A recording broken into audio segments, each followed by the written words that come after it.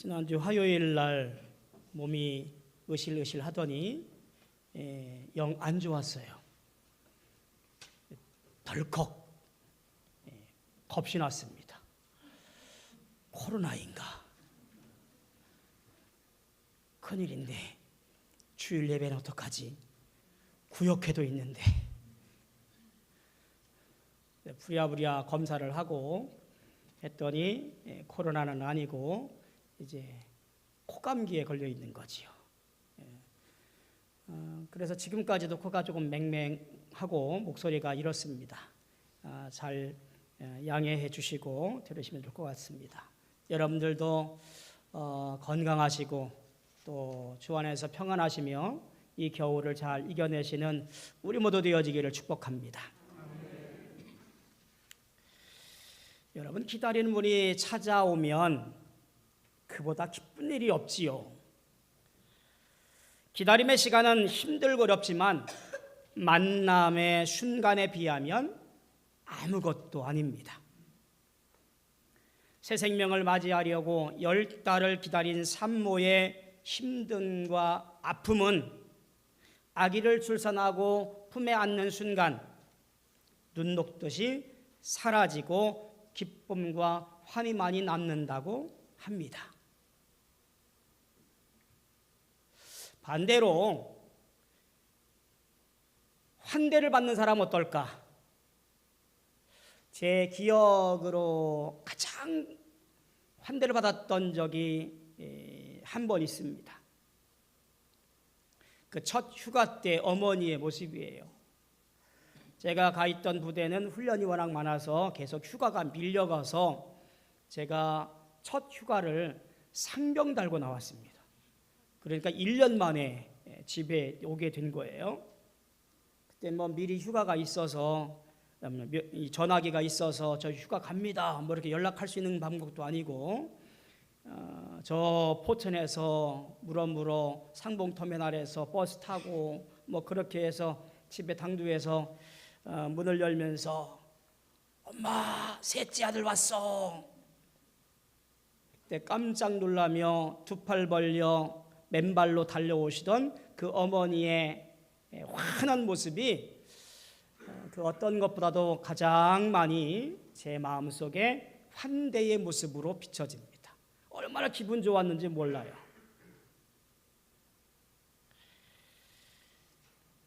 여러분의 기억 속에 기쁘게 맞이했던 일이나 혹은 기쁘게 환영받던 일이 무엇일까요? 오늘 이 일을 생각하는 날입니다. 주현절이라고 그렇게 말을 하는데요. 이 주현절이라고 하는 것은 예수님께서 공식적으로 내가 하나님의 아들이다 라고 선포하면서 공생애를 시작하는 날, 그게 주현절입니다. 지난 1월 6일부터 주현절이 시작되어집니다. 성탄절이 지나고 12일이 지난 날, 그것이 1월 6일이에요. 그래서 12일제라고 부르기도 합니다. 이 주현절 혹은 공현 혹은 신현이라고 말하는 예수의 신성과 인성을 최초로 공식적으로 공포한 날, 그것이 우리가 맞이하는 이 주현절인데, 이것은 성탄절과 그리고 대림절로 이어지는 모든 귀한 절기 중에 하나가 오늘 우리가 보여지는 주현절기의 모습입니다. 성탄절이 예수님의 탄생을 기념하고 찬송하는 절기였다면 주현절은 예수님의 성육신, 그리고 동방박사의 방문, 예수님의 세례, 가나의 혼인잔치, 이런 사건으로 이어지는 그리고 축하하는 절기가 바로 이 주현절기입니다. 통상적으로 예수가 세례 요한에게 세례 받으시고 하나님의 아들로서 세상에 이제 공증받는 것을 기념하는 날, 그것이 우리가 주현절기라 그렇게 부릅니다. 신학적으로 이 주현절의 의미는 더 강력합니다. 하나님께서 예수를 통하여 드러내 보이신다라고 하는 거예요.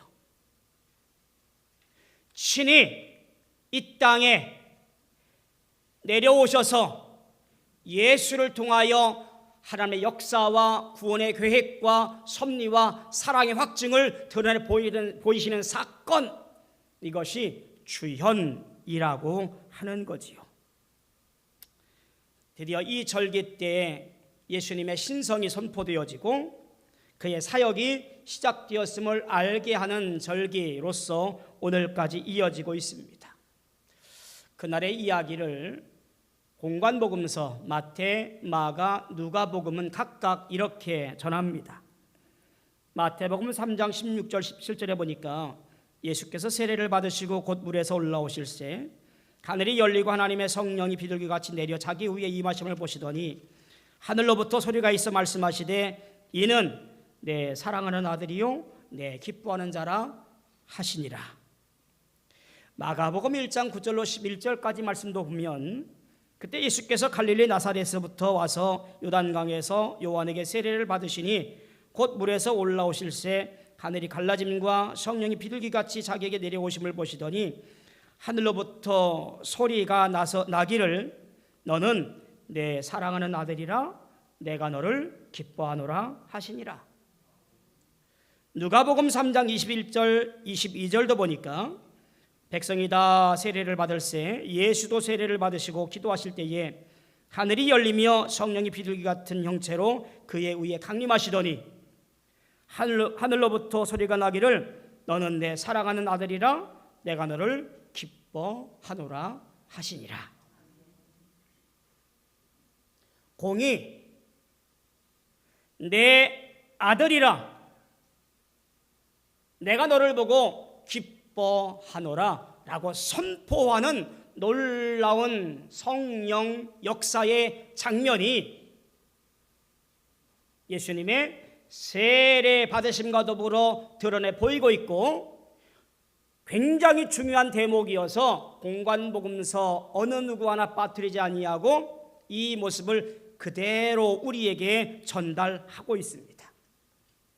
다른 것이 있다면 마가복음과 누가복음에는 너는 내 사랑하는 아들이라 내가 너를 기뻐하노라 이와 같이 하나님께서 예수님에게 직접 말씀하신 것으로 기록했습니다만은 마태복음은 하나님이 예수를 가리키면서 주위 사람들한테 이가 내 하나님의 아들이라 라고 주위 사람들에게 공포하였다라는 것이 다른 표현으로 보여집니다. 그러니까 마태복음은 예수가 하나님의 아들 되심을 공생의 초기에 많은 사람들에게 증거되어지기를 바라셨던 것으로 보여집니다. 사랑하는 아들이라고 하는 이 표현 속에서 한 가지를 기억해야 됩니다. 그것은 뭐냐면 이것은 시편 2편 7절 말씀처럼 어떤 선택된 메시아에 대한 영광스러운 선포와도 관련을 갖고 있다라고 하는 것을 고민해 봐야 돼요. 여기에 오해의 소지가 있어요. 그게 뭐냐면 그러면 예수님이 세례 받으시기 이전에는 하나님의 아들이 아니었느냐라고 하는 거예요. 이 문제를 가지고 옥신각신하고 시비를 걸어오기 때문에 그래요. 이 문제를 해결할 수 있는 것이 무엇이냐면 내 기뻐하는 자라라는 말씀에서 보게 되어져요. 이 원어에는 현재 분사 형태로 되어 있지요. 현재 분사라고 하는 것은 과거로부터 지금까지 쭉 이어져 오는 상태를 말하는 거예요. 그러니까 지금도 하나님의 아들이고 이전에도 하나님의 아들이었다라고 하는 거예요. 그래서 내가 이 아들을 보고 내 구원의 사역을 감당할 자로 보고 기뻐하노라 라고 하는 말씀이 여기에 선포되어지고 있는 거지요. 결국 주현이라는 것은 기다리고 기다리던 주의 나타나심을 기뻐하며 축하하며 맞이하는 절기, 예수의 이 땅에 오심, 결국 하나님의 아들로서의 나타내 보이심을 통하여 오늘 내가 예수를 믿고 구원받아 하나님의 나라를 바라보며 오늘도 믿음의 길을 걸어갈 수 있는 놀라운 섭리의 현장에 들어서게 된 사실을 고백하는 축복의 잔치인 것을 보게 되어집니다. 죄인일 수밖에 없는 내가 죄인이어서, 아니 죄인인지도 모르고 살아감으로 인하여서 내 인생의 결말이 저 지옥불에 떨어지는 것인지도 모르며 살아가고 있는 내 존재가 예수 그리스도께서 하나님의 놀라운 구원의 섭리, 택한 백성들을 사랑으로 보듬어안아 구원받게 하시기 위한 놀라운 그 섭리 가운데 대속제물로 예수를 보내어 주신 이 놀라운 사건을 통하여 내가 바라보고 구원자로 나타나시는 귀한 역사 현장에 우리가 지금 같이 앉아 있는 거예요. 여러분, 이 놀라운 현장에 그러면 나는 믿음의 사람이라고 말하는 우리가 어떻게 이 주연의 절기를 살아가야 할까 하는 고백이 있어져야겠지요. 그 이야기를 오늘 본문 말씀을 통해서 함께 살펴보려고 합니다. 사도행전 10장에 있는 말씀을 우리가 잘 알고 있듯이 오순절 성령 강림 사건 이후에 제자들이 문을 박차고 나가서 설교하기 시작합니다. 당신들이 죽인 예수가 메시아요, 당신들이 저 십자가에 못 박아 죽인 예수가 그리스도요, 선포하기 시작한 거예요. 이 엄청난 이야기를 들은 많은 사람들이 가슴을 치며 뭐라고 그러냐면, 그러면 내가 어찌할꼬 회개하지요. 그 설교에 3,000명이 회개하고 돌아와서 예수를 고백하고 믿게 되어지는 일들이 생겨나게 되어져요. 이런 역사 가운데 베드로가 저 요빠라는 곳에 당도해서 사람을 살리고 복음을 전하고 사역을 감당해 갑니다. 그때 놀라운 환상을 보게 되어지지요. 하늘로부터 보자기가 내려오고 그곳에 있는 것들을 보면서 먹으라 라는 음성 들었을 때 정결치 않은 것을 제가 어떻게 먹겠습니까? 라고 거부를 해요. 하늘의 음성이 들리기를 내가 정결케 한 것을 네가 감히 어떻게 부정하다라고 말하느냐? 라고 하는 것을 듣게 되어지죠. 그리고 꿈에서 깨어나서 저 고넬료 집에서 보낸 사람들로부터 초청을 받게 되어지고 고넬료 집에 가게 되어집니다. 고넬료라는 사람은 로마의 용병이지요. 이달리아 군대의 백부장, 중대장쯤 되는 사람이지요. 용병으로 와서 가이사라에 머물고 있는 고넬료에 의해서 초청받은 그가 고넬료의 집에 들어가서 어찌해서 나를 불렀는지, 왜 내가 이곳에 왔는지 되묻게 되어지지요. 왜냐하면 유대인과 이방인이 한자리에 앉아있는 것이 율법적으로 많지 않기 때문에 내가 왜 여기 있는지 모르겠다라고 반문하면서 베드로가 약간 거리를 두면서 얘기합니다. 복음을 얘기하고 믿음을 얘기하지만 아직 베드로는 철저한 유대인이었던 거예요. 구원은 선택받은 백성들만 받는 것이라는 생각이 베드로의 머릿속에 여전히 남아있는 거지요. 정한 것과 부정한 것, 성스러운 것과 속된 것이 여전히 있는 것이라 생각하는 그 베드로에게 오늘 이 이야기는 놀라운 전환점이 되어지는 계기가 되어집니다. 고넬료도 그가 받은 환상을 이야기하고 당신을 청하여서 말씀을 듣기를 원한다라고 그의 소신을 얘기하지요. 가족들을 불러 모으고 친구들을 불러 모아 여기 자리를 만들었으니 당신이 갖고 있는 복음의 이야기를 내게 전하시오 라고 부탁을 합니다. 그리고 오늘 말씀에 이르러서 베드로가 이제 말씀을 전합니다. 놀라운 역사가 일어나게 되어지지요. 성령이 말씀 듣는 모든 사람에게 내려오시니 성령 부어주심의 역사가 있어지는 것을 보게 되어지고, 같이 갔던 유대인들조차도 저 할례 받지 못한 이방인들이 성령 받는다라고 하는 것은 도저히 있을 수 없다고 생각하는 그들조차도 깜짝 놀라요. 이것이 어떤 일이냐? 라고 이야기를 하게 되었습니다.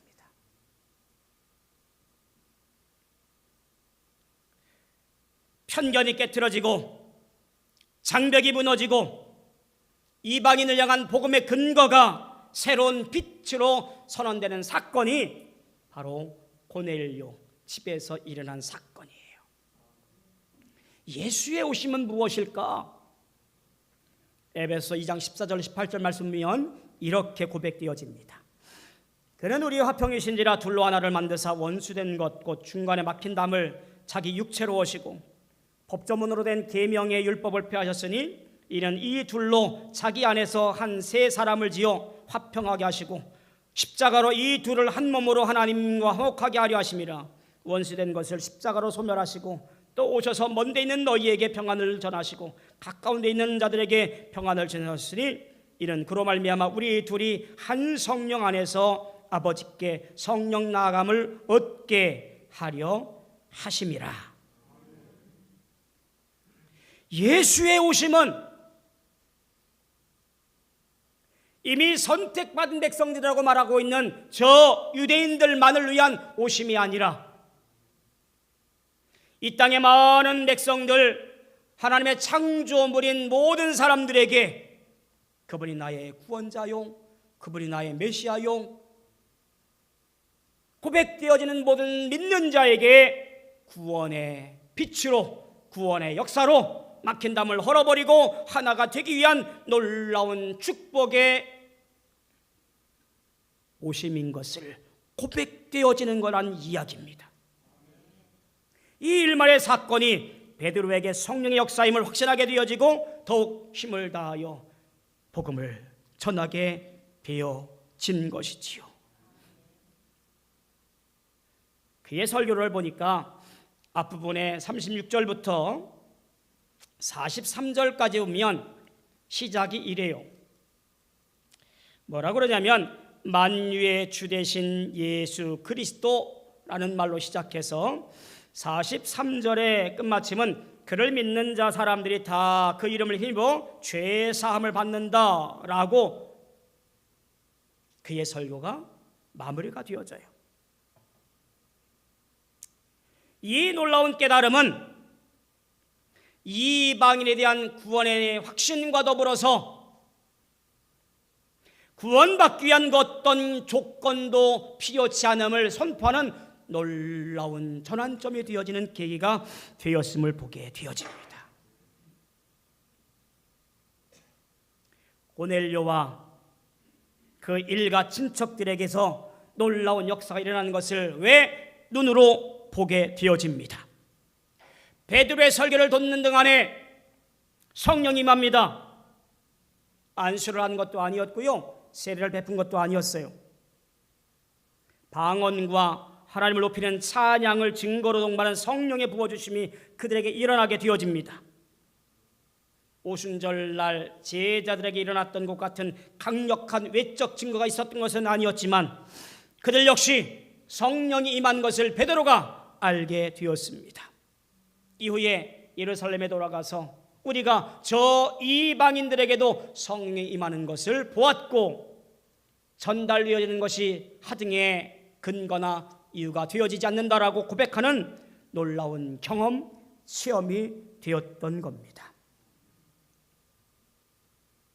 성령이 저희에게 임하시기를 처음 우리에게 한 것과 같다라고 고백하면서 이방인에게도 복음이 증거되는 것이 타당한 것이라는 놀라운 고백을 베드로가 하게 되어집니다.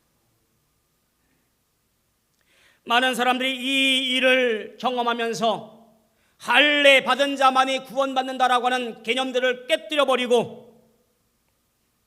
고정관념이 다 무너져 내어버리고 이방인들도 유대인들과 동일하게 예수를 나의 구주로 고백하면 구원이 임한다라는 사실을 알게 되었고 경험하게 되어진 거지요.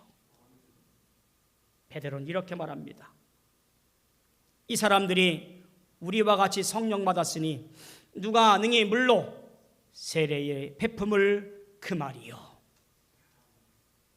성령으로 충만한 그들에게 세례 베푸는 것이 마땅하다라고 말하는 겁니다.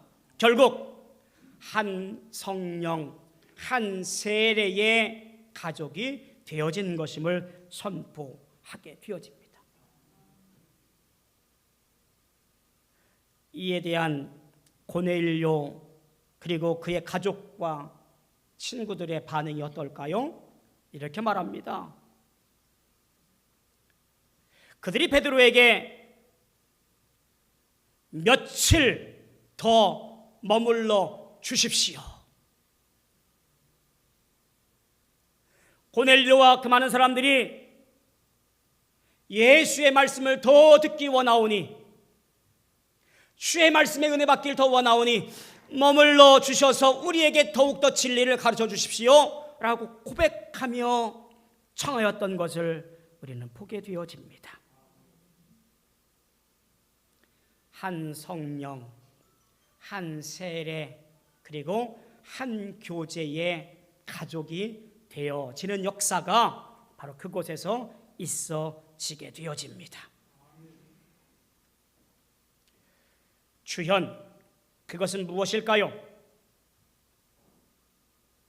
이 땅에 예수님이 오신 것은 나와 아무런 관계없는 저 별개의 사건이 아니라 내 인생, 내 중심에 오셔서 내 삶을 책임져 주시고 내 삶과 함께 하시고 나를 이끌어 주의 영광 가운데 거하도록 하는 놀라운 축복의 근거가 되어지는 것이 예수님의 오심입니다. 잘 살고 계신가요? 나는 잘 살고 있나? 살다라는 것이 무슨 얘기냐면요, 목숨을 이어가다라고 하는 거예요. 살다라고 하는 것이 목숨을 이어가는 것이 사는 거예요. 들숨과 날숨을 무의식적으로 뱉고 들이마시고 뱉고 들이마시며 그렇게 살아가는 것, 그게 목숨을 이어가는 거예요. 그러면 잘 사는 걸까요? 잘 살다라는 이 말은 무슨 얘기냐면 오늘 나를 보내신 절대자 하나님의 사명과 삶의 의미와 가치와 그리고 목적을 그 뜻대로 이루어가는 삶, 그것이 잘 사는 거예요. 그러면 오늘 내가 살아가는 데 있어서 가장 중요한 가치와 목적과 의미와 사명은 무엇이냐? 내 앞에 오신 예수 그리스도를 나와 함께 영원히 머물러 주십시오. 내 인생에 나와 함께하여 주옵소서. 주님을 내 안에 모시고 주의 뜻대로 살아가기로 결단하는 것, 그것이 오늘 주현절에 맞이하는 우리의 고백이고 우리의 모습이어야 되는 거예요. 그것이 잘 사는 거예요. 2023년 사람들은 말합니다. 이 암울한 시대, 암울한 시기, 어떻게 살아가는 것이 잘 살 수 있을까 고민들을 하고 의견들을 내놓고 주장들을 펼칩니다만, 예수 믿는 우리들은 어떻게 잘 사는 것일까? 내 존재 안으로 오셔서 내 모든 삶을 이끄시며 내 모든 삶의 주인이시며 나를 주장하신 그 하나님의 역사 가운데 주의 손에 붙들려 믿음으로 고백하며 주의 선하신 뜻 가운데 이루어가는 복된 인생들이 되어지는 것이 오늘날 내가 해야 할 이 시기, 이 시대의 모습인 것을 기억해야 됩니다. 주연절기에 이 땅에 오신 예수님을 내 인생 가운데 주여 나의 삶에 머물러 주십시오. 내가 주님 때문에 기뻐하고 내가 주님 때문에 감사하고 내가 주님 때문에 노래하오니 이 부족한 종에게 오셔서 나와 함께 하시고 나와 머물러 주셔서 내 모든 인생을 책임져 주옵소서. 그리고 그 모든 것들을 드러내 보이는 것, 이것이 어느 것보다도 가장 복된 삶이라는 이야기입니다. 사랑하는 성도 여러분, 예수님이 함께 하시는 삶이 복된 삶입니다. 예수님이 동행하시는 인생이 아름다운 인생입니다. 주여 우리 모두와 함께 머물러 있어 주옵소서. 기도하며 승리하시는 우리 모든 성도 되어지기를 주님의 이름으로 소망하고 축원합니다. 기도하겠습니다. 참 좋으신 아버지 하나님, 은혜 감사합니다. 여전히 많은 사람들은 세상의 것을 탐하여 쫓아가지만 이 땅에 진정한 가치로 오시고 소망으로 오시고 목적으로 오시고 의미로 다가오신 구원자 되신 예수님을 바로 알고 모셔들어 내 삶에 머물러 주옵소서. 간청하는 우리 모든 성도 되어지게 역사하여 주옵소서. 불나방처럼 세상의 빛을 따라가지 아니하고 오직 진리의 빛된 예수 그리스도를 향하여 오늘도 발걸음을 돌려 나아가는 복 있는 자가 되어지게 붙잡아 주옵소서. 예수님의 이름으로 간절히 기도하옵나이다. 아멘.